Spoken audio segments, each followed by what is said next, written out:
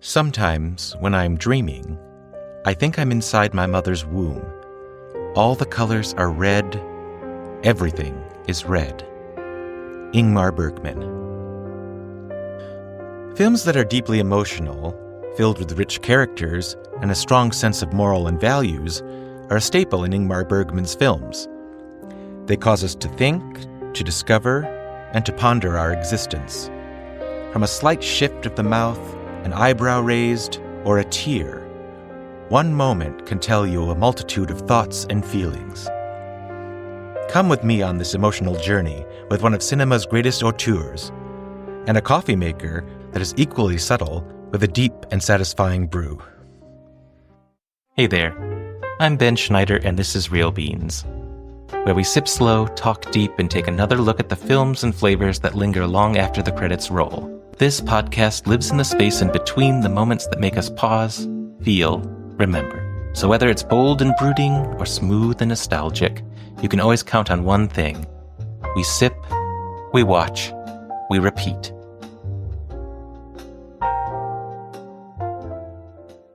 Welcome back, everyone. My apologies as my voice has dropped an octave after a weekend of celebration with the Voicecaster's 50th anniversary party. And thank you for returning after a short pause after moving. We are back with Cries and Whispers, released in 1972. This thought-provoking film centers around three sisters, Agnes, Maria, and Karen, played by Bergman staples Harriet Andersson, Liv Ullmann, and Ingrid Thulin, who are dealing with pain, vanity, and repression. Agnes is losing a battle with cancer and is up all night in pain. The two sisters and Anna, the devoted and caring maid, played by Carrie Silwan, take turns each night trying to provide Agnes with care and compassion in her final hours. Karen and Maria are at the point of exhaustion, having to take care of their ailing sister. Jealousy and coldness have shrouded their judgment as they hear the wails coming from the bedroom. And when Agnes succumbs to cancer, a sense of relief and sadness comes over the household. Except Agnes's spirit remains, and on one night she calls out to her sister for one last grab of forgiveness and love. Karen, who has repressed her feelings to the point that she can no longer provide love, compassion, and kindness, pushes her away and rejects her sister's apparition. Maria, the kind-hearted and extremely vain sister, tries to help the apparition, but when called upon to actually do something, she breaks down and cannot provide the support needed and rushes away. Only Anna provides the last bit of compassion by holding Agnes to keep her warm. After the sister is buried, they decide to get rid of the home and throw Anna out without any extra help and support. Anna, now left alone in the large house, takes the diary that Agnes kept, reads a passage about a day she enjoyed with her sisters, out in nature, all dressed in white. Ingmar Bergman was never one to shy away from heavy-handed topics, especially ones dealing with human nature.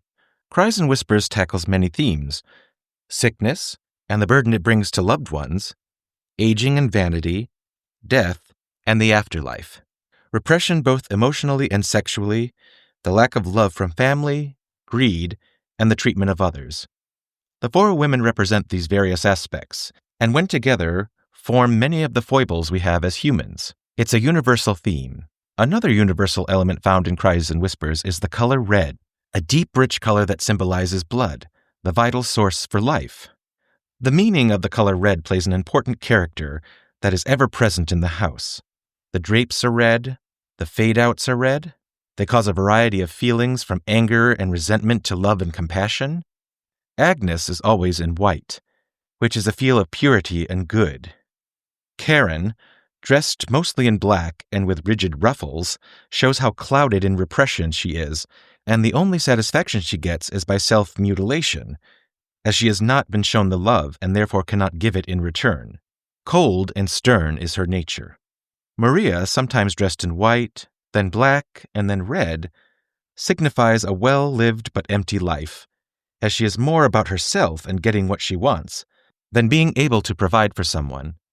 If she opens up, she collapses in fear. The cinematography was by Bergman's collaborator Sven Nykvist, who would win the Oscar for this film. He knew that the vivid color of red needed to be present at every moment the camera moved. He and Bergman showed the art of close-ups to show the strong emotions going through the minds of the sisters. What I love about this film is the performances that each actress gives. You can sense everything they are feeling, from the chilliness of Karen's character to the warmth and comfort of Anna the maid. Bergman is a master of getting brilliant and subtle performances from his actors. Probably the most famous of Bergman's actors is Liv Ullmann. She is a twice Oscar-nominated actress for The Emigrants and Face to Face. The latter film is a heartbreaking look at mental illness and health, and Ullmann gives an astonishing performance. Sadly, Hollywood didn't know what to do with Ullmann, putting her in subpar comedies like 40 Carats, epics like The Bridge Too Far, and the absurd musical by Burt Bacharach called Lost Horizon, prompting her to say, "They wanted a songbird, I gave them something more human." And even Bette Midler reacted to the absurdness of it all, stating that she never misses a Liv Ullmann musical. Even though Liv gave 110% on all of her performances, nothing ever compared to her work with Ingmar Bergman. Other films of note are Autumn Sonata, where she locks horns with the redoubtable Ingrid Bergman, Persona, The Passion of Anna, and the original version of Scenes from a Marriage. After acting, she turned to directing, on film with Faithless, written by Ingmar Bergman in 2000, and on stage with Strindberg's play Miss Julie, starring Jessica Chastain. Liv would have a profound career on the stage, with Anna Christie and another musical, this time a version of the play I Remember Mama. Bergman and many of his contemporaries had difficulties getting a U.S. distribution. Every major studio declined. But it was Roger Corman, of all people, and his New World Pictures who took the risk. They had already had a success with Fellini's Amarcord, another favorite of mine. Corman bought the rights for $150,000 and launched a major advertising campaign with drive-ins. His gamble paid off, as the film would gross $1.5 million domestically, nearly $11.5 million in today's dollars, and $3.5 million worldwide, which is the equivalent of $29 million today. Cries and Whispers would go on to be one of the few international films to be nominated for Best Picture, rather than Best International Feature. It shows how powerful and relatable the film was to the U.S. audiences. After revisiting the film, I am still in awe watching every aspect. The deep red transitions mixed with white and black, the subtle facial expressions of the actors, and the slow but deliberate pacing. It hit all the right notes for me. It is a very sad film, but the way it conveys the many foibles of human nature makes the film something truly special. As an audience, you are a spectator watching the events unfold, wanting to be able to help but unable to do so. The film gets under the skin of every person. You can understand the reasons the characters are doing what they do. We have all been there at one point or another. To watch it so elegantly put to the screen is why Cries and Whispers is the ultimate masterpiece. The Criterion Collection released this film, and I strongly encourage you watch it, and let me know if the film impacted you the same way, or if it affected you differently. While Ingmar Bergman films may not be everyone's cup of tea, they are very thought-provoking and inspire great conversations. Another film of Ingmar Bergman's I watched recently was called Brink of Life. I was struck by the simplicity of the story, but the emotional punch at the end was so strong that I was speechless. This is why I keep returning to his films. He is a master of subtlety and nuances. He gets extremely poignant performances, and you never feel disappointed. Other Bergman films of note include Wild Strawberries, Persona, Fanny and Alexander, and The Seventh Seal. You can stream Cries and Whispers on the Criterion Channel or HBO Max. You can also rent it on Amazon and Apple TV. I strongly encourage that you do. This week I decided not to pick a specific coffee, but a specific method that goes well with the era that Cries and Whispers falls. The method is called a coffee siphon or vacuum coffee maker. It looks like a science experiment and shaped like an hourglass, sort of, depending on the style of maker you choose. It brews while sitting on the stove or above a little Bunsen burner. It was developed in Germany in the 1830s. Given the fact that there is no electricity, it is one of the first methods to make its rounds in the domestic household. The bottom chamber holds the water, and the top chamber is where the coffee grinds go. What connects them is a tube and a filter. When the water comes to a boil, it shoots up into the chamber, and the brewing begins. After about 5 to 10 minutes, the liquid drains back down into the lower chamber. And voila! you have your coffee.